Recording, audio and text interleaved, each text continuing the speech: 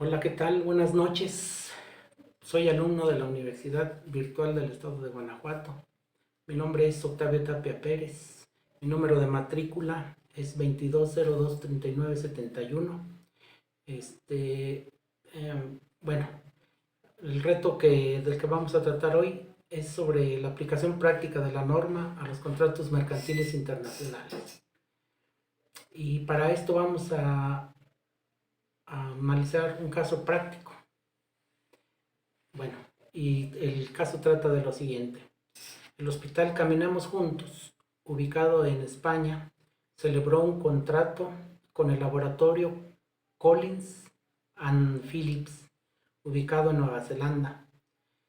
El objeto del contrato fue la adquisición de una caja de material de uso quirúrgico, 10 camas de hospital, 5 máquinas de oxígeno y una caja de apósitos y banditas adhesivas que el laboratorio entregaría al hospital.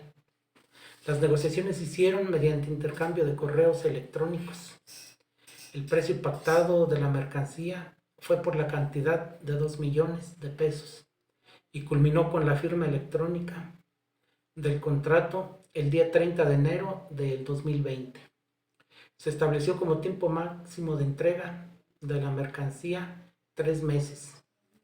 En el mes de junio de 2020, al llegar la mercancía, el personal del hospital revisa la entrega y hace las siguientes anotaciones. Se recibió una caja de material de uso quirúrgico, una caja de abatelenguas y aplicadores, 4 máquinas de oxígeno y el embalaje de 3 de las 10 camas del hospital estaban defectuosos. Bueno, aquí en el desarrollo vamos a ver un poquito, con base en el caso expuesto, de forma argumentada y con fundamentación jurídica, responde las siguientes preguntas. ¿Qué tipo de contrato mercantil celebraron las partes? Es un contrato de compraventa internacional, ya que como lo define el Diccionario Panhispánico del Español Jurídico, es un tipo de contrato que se caracteriza porque las partes del mismo tienen sus establecimientos o domicilios en estados diferentes. Siempre se refiere a cosas muebles y quedan excluidas las ventas de inmuebles, propiedad intelectual o industrial. Otra definición es un acuerdo de voluntades de partes que residen en estados diferentes. Esta definición se encuentra en el artículo 1 de la Convención Interamericana sobre Derecho Aplicable a los Contratos Internacionales. Este contrato de compraventa se ajusta al artículo 3, así como el artículo 7 de la Convención de las Naciones Unidas sobre los contratos de compraventa internacional de mercaderías, mismo que regula la compraventa internacional. El contrato se puede considerar de carácter internacional. ¿Por qué? El contrato sí es de carácter internacional, ya que ambas partes residen en estados diferentes. Las negociaciones se llevaron a cabo en países diferentes y de acuerdo con el artículo 1 de la Convención Interamericana sobre Derecho Aplicable a los Contratos Internacionales, el contrato internacional es un acuerdo de voluntades entre distintas partes que residen en estados diferentes. ¿Qué tipo de contrato internacional celebrado por medios electrónicos identificaste? Argumenta tu respuesta. Existen diferentes tipos de contratos internacionales celebrados por medios electrónicos, como los celebrados entre profesionales, contratos de consumo, los celebrados y ejecutados en línea, e-commerce directo, entre algunos otros. Pero sin duda, el tipo de contrato celebrado por medios electrónicos que identifiqué es el de contratos electrónicos nacionales e internacionales en su vía correo electrónico. Cabe mencionar que para esta modalidad encontramos algunas definiciones, así como regulaciones en el artículo 2 y en los subsiguientes de la Ley Modelo de Comercio Electrónico de la Comisión de las Naciones Unidas para el Derecho Mercantil Internacional del Comercio Electrónico de 1966. ¿Qué obligaciones corresponden a cada parte por la suscripción del contrato?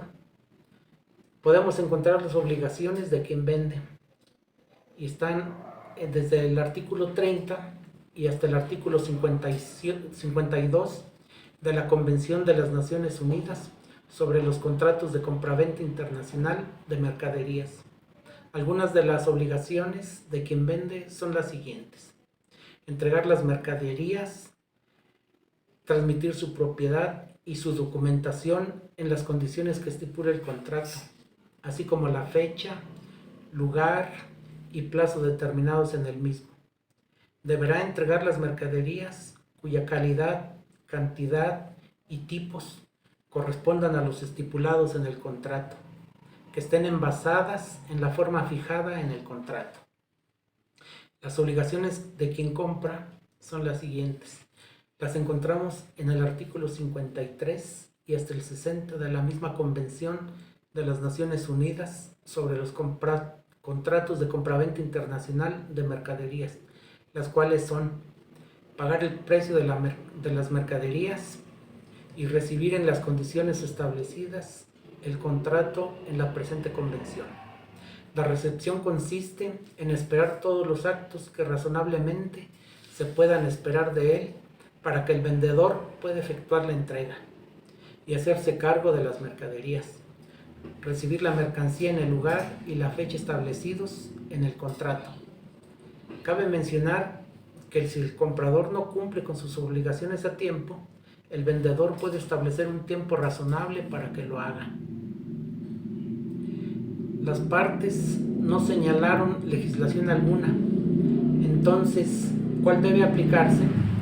Existen distintos instrumentos internacionales enfocados en la regulación de los contratos internacionales, como son el Convenio sobre la Ley aplicable a las obligaciones contractuales, la Convención de las Naciones Unidas sobre los contratos de compraventa internacional de mercadería, la Convención Interamericana sobre el derecho aplicable a los contratos internacionales del 94, los principios del Instituto Internacional para la Unificación del Derecho Privado sobre los contratos internacionales del 94, la Ley Modelo de la Comisión de las Naciones Unidas para el Derecho Mercantil Internacional sobre el Comercio Electrónico del 96.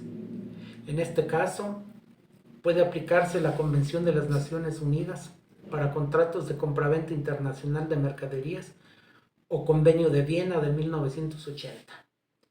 Esto, si nos apegamos a su artículo primero, mismo que menciona que en qué casos aplica, ya que este solo aplica en contratos de compraventa que estén vinculados a transacciones de carácter internacional, que se determina por el hecho de que las partes se encuentran localizadas en diferentes estados, sin que influya la nacionalidad de quienes contrataron.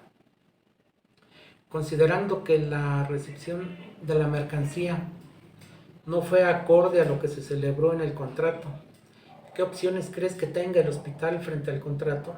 Argumenta tu respuesta. Considerando que si el hospital no ha efectuado el pago por la mercancía, en caso de que no lo haya efectuado, el hospital puede rescindir el contrato. Esto, de acuerdo al artículo 73 de la Convención de las Naciones Unidas para compraventa internacional de mercaderías, que contiene las razones por las cuales se puede resolver el contrato, y el incumplimiento de las obligaciones de una de las partes es una de estas razones. En caso de que el pago se haya sido realizado, el hospital puede pedir una indemnización.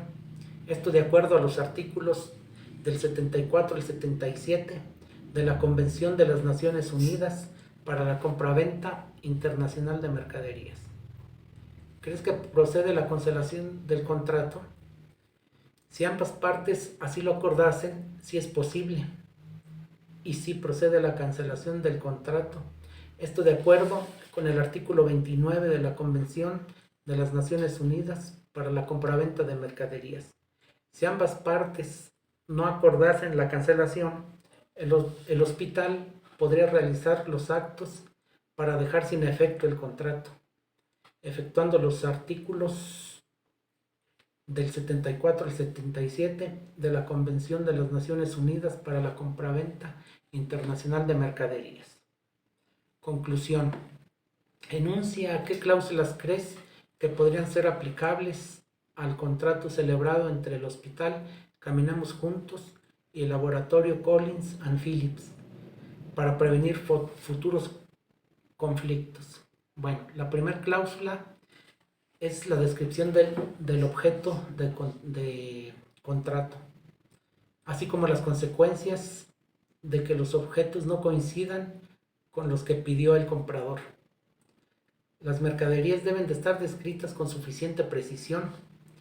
De lo contrario, el comprador puede no tener ningún recurso si el vendedor entrega mercancías que cumplen técnicamente lo descrito en el contrato, pero no son satisfactorias para los fines comerciales del comprador.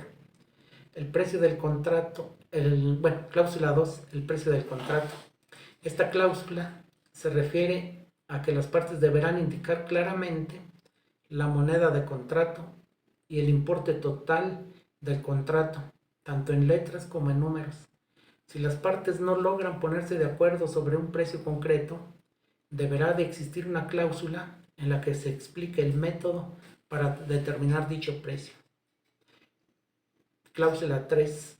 Plazo de entrega. En el contrato, las partes deberán indicar la fecha concreta para la entrega de los productos o establecer un periodo de tiempo. Cláusula 4. La resolución de controversias. Tal vez sea la cláusula más importante. Las partes pueden elegir entre el arbitraje y el litigio. En caso de que las partes opten por el arbitraje, deberán especificar el lugar en el que se va a realizar el arbitraje, ciudad y país y el idioma. Si las partes optan por el litigio, como forma de resolver controversias, deberán asignar los órganos jurídicos nacionales y municipales en los que la demanda deberá de ser eventualmente y presentarse. Bueno, de mi parte sería todo. Agradezco mucho su atención y pues les deseo lo mejor. Muchas gracias.